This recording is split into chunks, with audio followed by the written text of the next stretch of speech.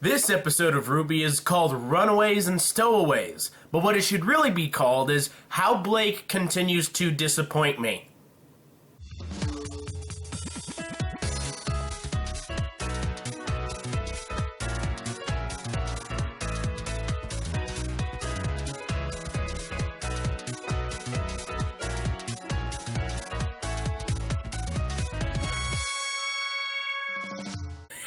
Hey everybody out there in YouTube land, Jake of the OneManBand is back again, giving you guys another RWBY episodic review analysis video. This time we're going to be looking at Volume 4, Episode 3, Runaways and Stowaways. The episode starts off with us seeing Blake on a boat. She is traveling, and we later learn to menagerie, and we already kind of knew that due to the intro sequence. Now, as we observe Blake being on this boat, and as she talks with the captain of the vessel for a little bit, we see that Blake is in a very fragile mental state. Blake thinks that she has to be alone and away from everyone else when the captain says that normally people don't travel alone on boats, you know, on long voyages like this. To which she replies, sometimes it's best for some people to just be alone. I understand where she's coming from. She thinks she has to be alone in order to protect the people that she loves as her team and son and all the other friends that she made at Beacon Academy because Adam is such a bad guy. The thing is, I understand where she's coming from. She wants to protect people, but the way she's doing it, I just do not agree with and I do not like. Blake is also very jumpy and paranoid, as she thinks maybe she's being followed, she might be attacked at any moment. She even jumps and is startled when people just say hi to her or when kids run by.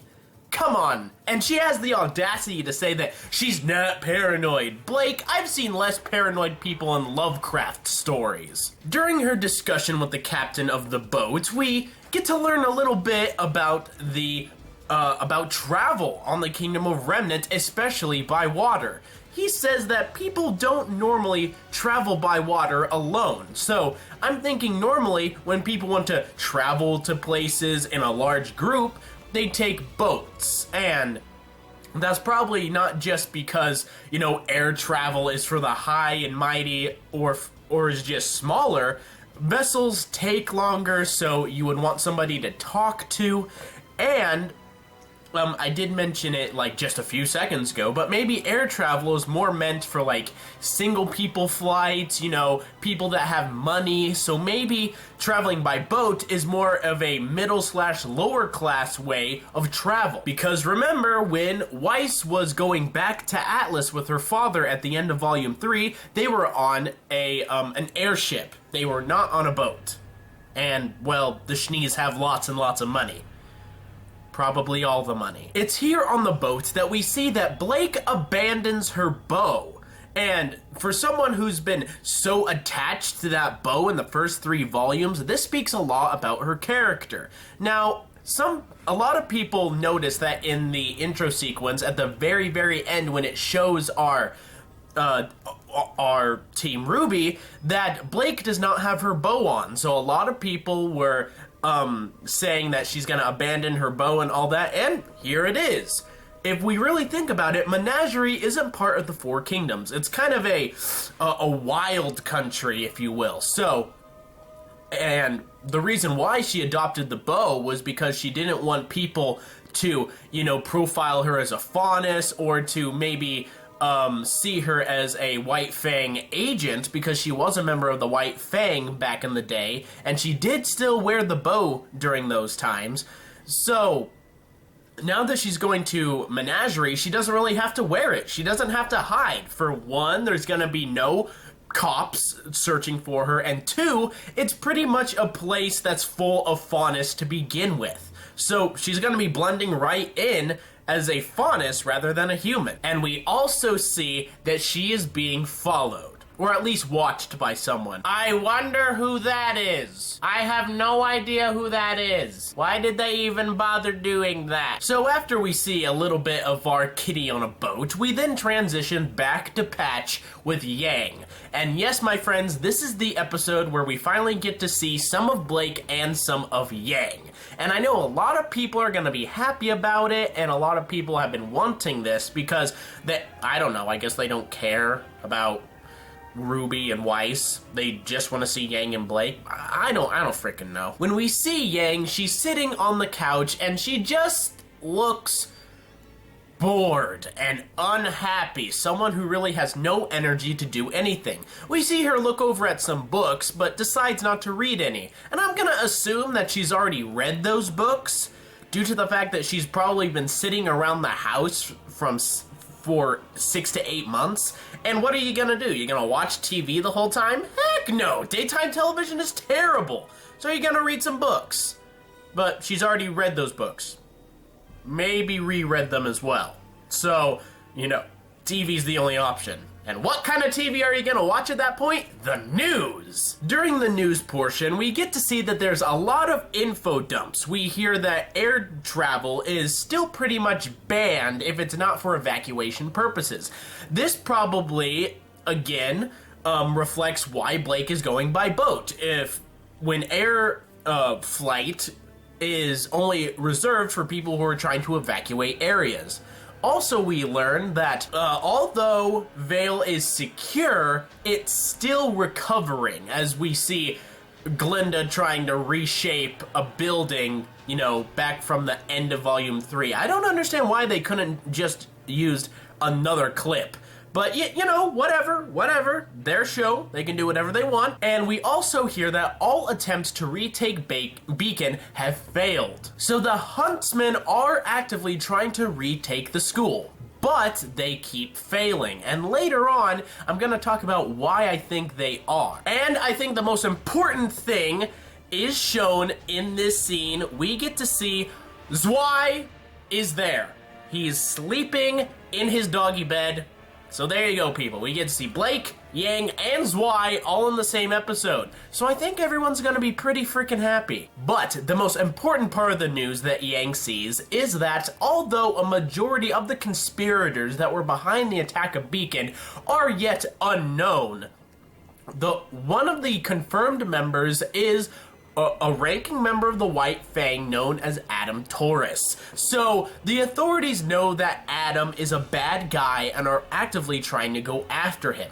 But all attempts to go after him have been, met with heavy resistance, and they're just not finding him fast enough. So we know that Adam is still a problem in the Kingdom of Vale. So, Yang's gonna be pretty worried about that. Next, we see Tai Yang arrive, and he's got a bunch of packages and bags, and he's just like, I'm home! And I heard that a lot of people were complaining that Tai Yang has taken the exodus of RWBY quite well, and that he's still not freaking out about it. When we gotta remember, it's been 6 to 8 months. And chances are that Crow has told Tai Yang that he's going to be watching after her. And Tai Yang also knows that even though one of his daughters is going off on this journey, he can't rightfully abandon his other daughter that's in even worse shape than that one. RWBY can take care of herself. RWBY is a strong person. Yang is currently broken and she needs someone to be there for her. So Tai Yang is staying at home like a good father. Crow, being the good uncle, is watching over RWBY. And when the time comes, Tai Yang will probably help Yang go and find RWBY. So, enough complaining about that, okay? Tai Yang has a gift for Yang, and he states that it's made for her and her only. It's a very special gift, and we see that it is in fact a robotic arm to replace the one that she lost. State-of-the-art Atlas tech. It was specifically made for her as soon as Ironwood, heard about Yang's injury, he commissioned his top scientists to make it for her, because he states that she earned it. She fought valiantly. Now, once again, this is showing Ironwood to be very sympathetic. He sees that a lot of people have gone through a lot of loss. He probably identifies her not only through the loss of a limb, but also the speech that he gave her after she, hit Mercury in the knee, and that whole kerfuffle happened. I'm also guessing that this arm is very similar to what Ironwood has on his own body. State-of-the-art, super durable, meant to be taking out Grimm, and just just being like the top of the line best thing that Yang could get anywhere. Now, at the beginning of this volume, I really didn't want Yang to get her arm really early in the volume. I didn't want that to happen. I felt that it would just be moving way too fast, and we wouldn't have enough time to see Yang in her broken state. But you see, the way that they did it in this episode is absolute genius. They present her with this new arm. This arm is Yang's future. She can don on this arm and go back and be the traveler, the huntress that she wants to be. But she doesn't take it.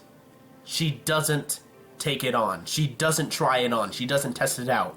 She is afraid. She is still scared. She knows that if she takes that, she's going to be going right back out into the fire again.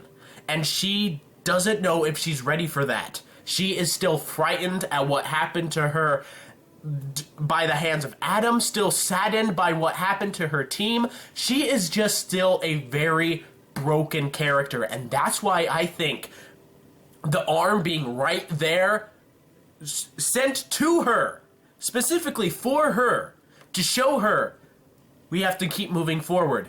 She isn't ready. She isn't ready to keep moving forward. She's still frightened. And I think that speaks 1,000-fold of what Yang is going through right now than anything else. And just that whole scene was just so beautiful in my eyes, that she sees her future there, but she doesn't take it up because she's still scared. She's still afraid. She still has character development to happen to her, and I was just like, yes! Real excited! So when we see Yang doesn't take up her new arm, we see that she goes about doing chores around the house. And we see that she's adapted to using only one arm to do things. We see her sweeping the porch, getting the mail, which really makes me think, where did Tai Yang get all those packages? I mean, did he pick them up in town? But, I understand some of them were probably picked up in town, but the arm would have been sent through the mail. So why did he pick it up at the post office or something? Because the mail is still in the mailbox, like the bills and stuff. I don't know how the postal service works in Remnant, but we see that Yang has adapted to only using one arm, but she's still scarred by it. When she accidentally drops a glass and hears the sound, she has post-traumatic stress disorder flashbacks going back to Adam, and it actively frightens her and just stops her in her tracks. And, she's angry that she's still mad and just weakened by this. And we see that, and Tai Yang observes this. So we obviously know that Tai Yang sees that his daughter is suffering. And I think this is what's going to springboard Tai Yang's, training with Yang and getting her back into the game. So I'm hoping that's going to be the next episode or the episode after that. After that, we transition back to Blake, and we see that she's continuing to be paranoid, full-blown taking out her sword and threatening the person who's, standing up there looking down at her. And it's just like, you don't know who that person is. What if they're just a curious person, just oh, a cat faunus, that's so cool. And then you just scare the crap out of them like that? Come on, Blake. This is why nobody likes you. Or at least me. But the bigwigs at Rooster Teeth Animation remembered, oh yes, this is RWBY. We've gone almost 2 episodes now without a fight. We need to put a fight in episode 3. So what do we have? We get to see an epic sea battle with a sea dragon, Grim, and it is by far, it's cool, but I do have my grievances with it. Now, this sea dragon Grim, I'm going to call it an Alguan. I'm gonna call it an Alguan, and I think that's how it's pronounced, but like, I'm not good at Chinese, and I'm not sure exactly how it's pronounced, but Alguan is from Chinese legend. He is the dragon king of the Eastern Sea, and he's actually the one that the Monkey King went to and got his bow staff from, his weapon. So why I call him Alguan is, 1, he's a sea dragon. 2, Sun Wukong in RWBY actively fights him in this fight. 3, they are in an easternmost sea because they're going to Menagerie, which is in the east. So, Sun even says that this is pretty much a journey to the east. So, just, there's so much, these little things, these little connections to, you know, Chinese mythology and this grim beast that I was just like, woo, stuff for me to analyze, yay! So we see that this Alguan Grim has, you know, it's very serpent-like, and it does have arms to latch onto things, and you know, it's huge. It's really, really big. We get to see that it can slide through the water, swim through the water with great ease, and it can even sprout wings and fly for limited amounts of time. And it also even has some sort of lightning blast from its mouth. So this thing is more kaiju than grim if you think about it. But anyway, this thing comes out of the water and starts to attack the ship.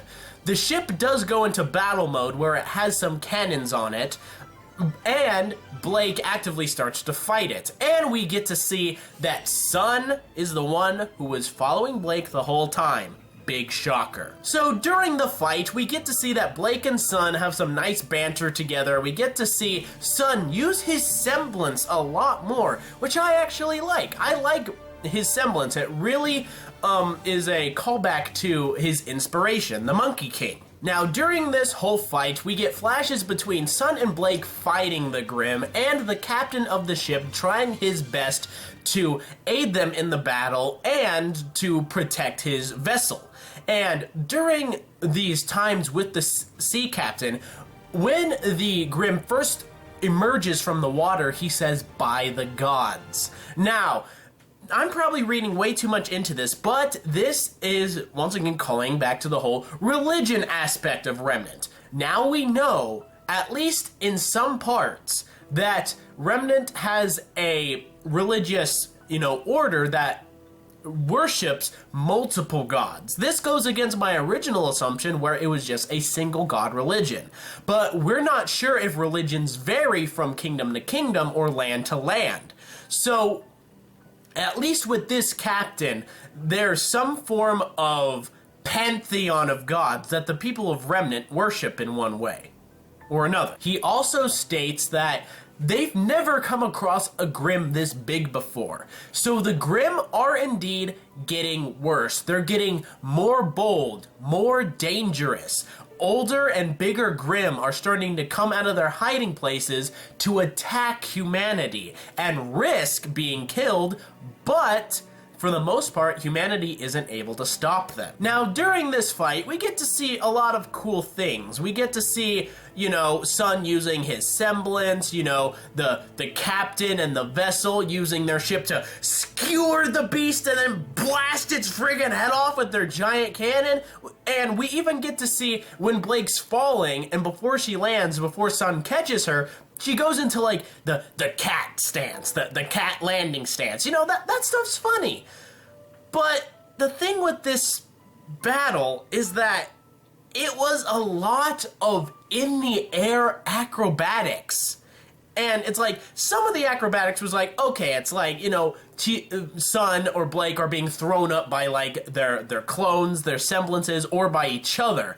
But there were other instances where they're just, sort of floating there for a while, and it was just really up in the air. And I know with fighting a Grimm like this, it would either have to be like in the air, on the sea, and there wasn't really much ground to fight on, but it just felt real Dragon Ball Z to me. And that's fine if you're watching Dragon Ball Z, but I'm watching RWBY. I want to see, you know, ground fighting with, you know, like cool acrobatics on the ground and like sword slashes and all that.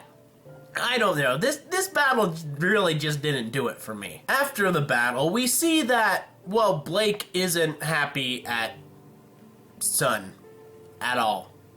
She slaps him. Bitch. And the thing is, I understand why she would be mad at Sun. She's trying to get away from the people that she loves in order to protect them. But you see, Sun came all of this way to help you, to make sure that you're safe, and you're just going to, you know, be mad at him? I mean, come on! Open up to the guy, damn it! Stop keeping your emotions in! I'm so mad. Blake states that she's going back to Menagerie, back to her family, to make some things right. Sun, first off, thought that she was going to be taking her fight directly to the White Fang as a one-woman army, and that he was going to back her up. But she says she's not going to the White Fang. You know, not yet. So we know that she's going to be doing something to the White Fang, at least later on in the show.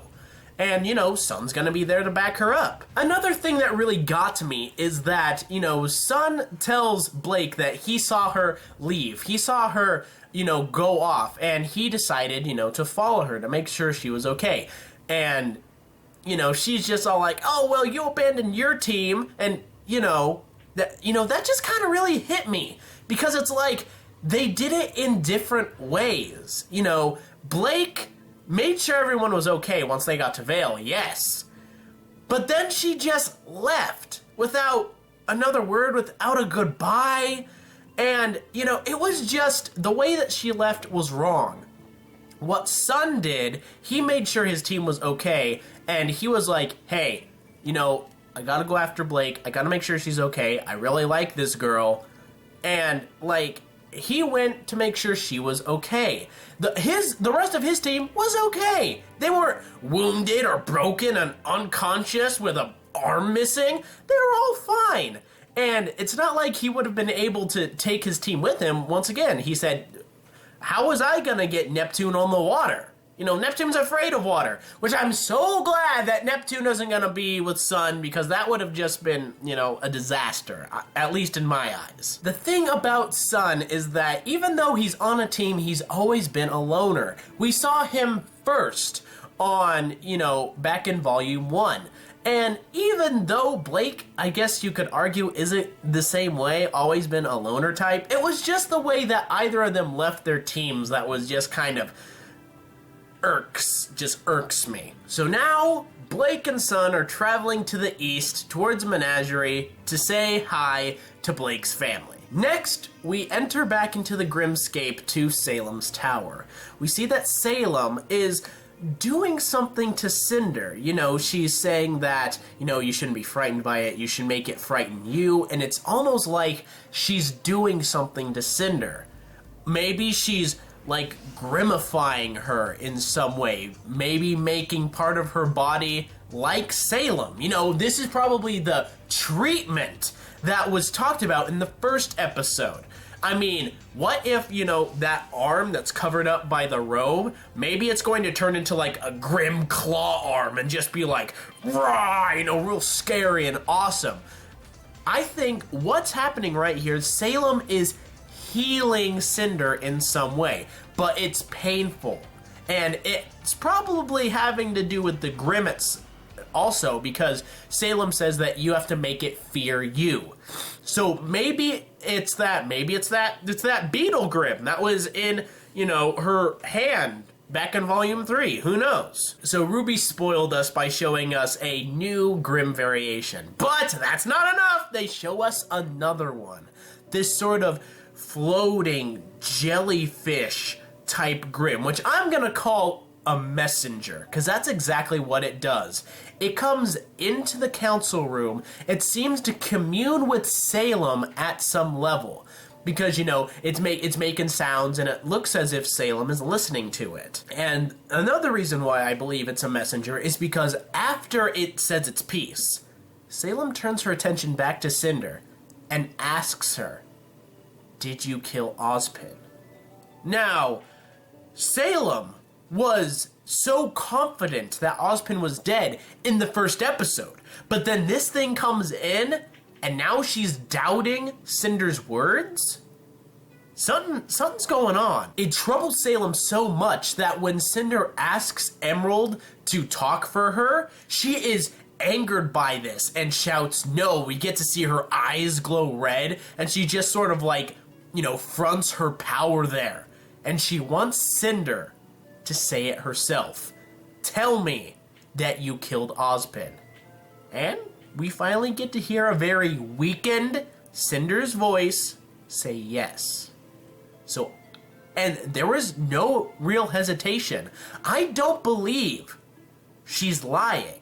I don't think that Cinder is lying about about her killing Ozpin, or at least she thinks she killed Ozpin. Now, after that, we see that Salem goes back to the messenger Grimm and tells that they have to, you know, redouble the forces at Beacon, you know, bulk up the forces at Beacon. The relic is there. And then the episode ends with her asking herself or someone, "What are you planning?" Just info dump. Thank you. At the end of the episode without any context. Why? Okay, let's break down these 3 things that happened in like the last 10 seconds of this episode. So Salem tells the messenger to bulk up the forces at Beacon. So obviously she wants Beacon to be protected from the Huntsmen. As we heard before, the Huntsmen are actively trying to take back Beacon, but they keep, you know, they keep getting pushed back and not being able to take it. So even though the Huntsmen have never been able to take it, Salem still wants more Grimm at Beacon to keep it in the Grimm's hands so that humanity can't take it back. Next, she says, the relic is there. What is the relic? Well, there's a few theories on what this relic might be. Some people think maybe the relic is Ozpin's cane. You know, Ozpin always kept it close, and it does seem to have some semblance of importance. But Crow took the cane. You know, he had it at the end of Volume 3 after the credits. And you would think that after 6 to 8 months, Salem and the Grimm, the Chaos Syndicate, they would know that the cane wasn't there. I mean, if the cane was the relic, you would think that they would have secured it, you know, but I don't know. Maybe they just aren't that observant and really hadn't been looking for it that deeply, and maybe the cane is in fact the artifact. Only time will tell. And if that case, if it is the artifact, well, Crow has it, so we're safe. And here's a joke idea. What if the artifact is Ozpin's mug?